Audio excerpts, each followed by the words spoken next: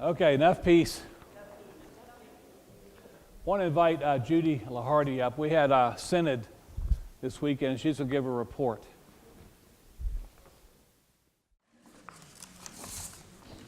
Good morning.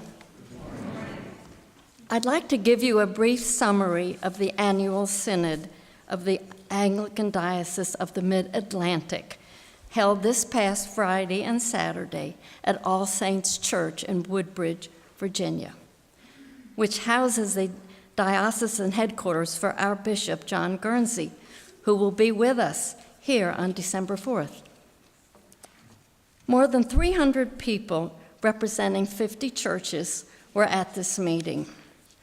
Those churches are in Delaware, Maryland, Virginia, West Virginia, and North Carolina.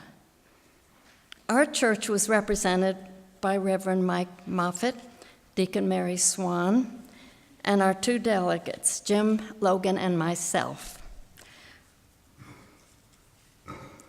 Bart Morrison was there as an alternate delegate. Also attending from our church were Reverend Rocky from Uganda, Teresa Moffitt, Leslie Morrison, and my husband, Ward LeHardy. The meeting opened on Friday night with a Eucharistic service with more than 50 vested clergy processing in. The sermon was given by Johnny Kursina,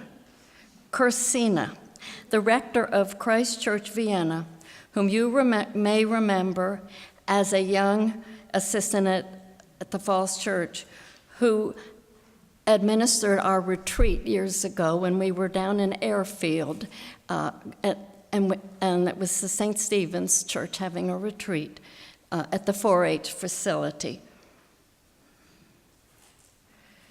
His powerful sermon Friday evening at the retreat we were just at the meeting, set the tone for the entire Synod meeting as he stressed evangelizing and understanding that the culture we are in at this time is anything but godly. And we need to stick to the gospel and not be afraid to speak out for Jesus.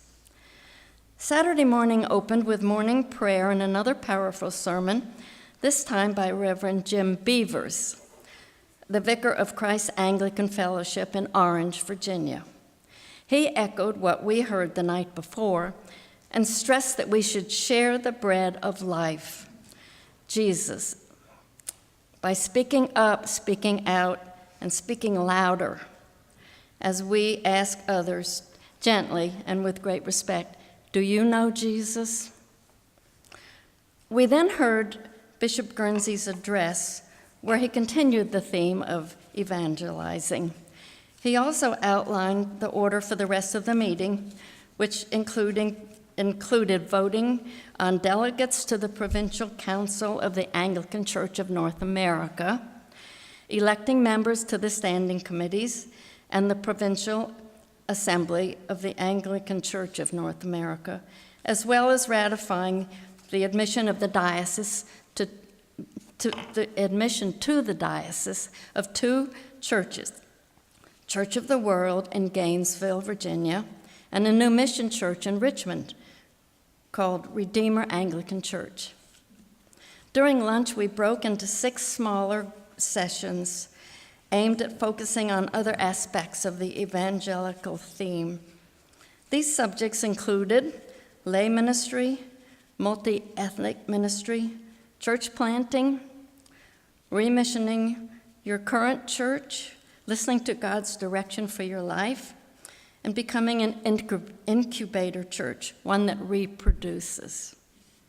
A short break followed, and the entire group assembled once more to learn of and improve the budget for the coming year and several modifications to the Constitution and the canons of the diocese. We then broke up again into 6 different groups, and whose subjects were building bridges with other racial and ethnic groups and cultural groups, that is, our fundamental Anglican beliefs, new regulations for overtime pay and the effect that might have on your church, fresh ways to ignite evangelism in your church, and finishing life in God's way. This one was led by Deacon Georgette Forney, leader of Anglicans for Life, who spoke to our congregation last year. And lastly, how your church can get involved in Anglican Frontier Missions, led by Reverend Chris Royer, who is with us here today. The Synod ended with several announcements. For instance, the next New Wineskins gathering will be in North Carolina in September of 2019. The completed Anglican prayer book will be ready in 2019 also. And the next Diocesan Synod meeting will be November 17 and 18, 2017, next year, again at All Saints Church in Woodbridge. More details of this meeting will probably recur in our next newsletter. And we also urge you, if you have any questions, you might want to ask those of us who attended to answer them for you. You should be assured that the Diocese of the Mid-Atlantic is in great shape, growing steadily and focused on leading more people to Christ.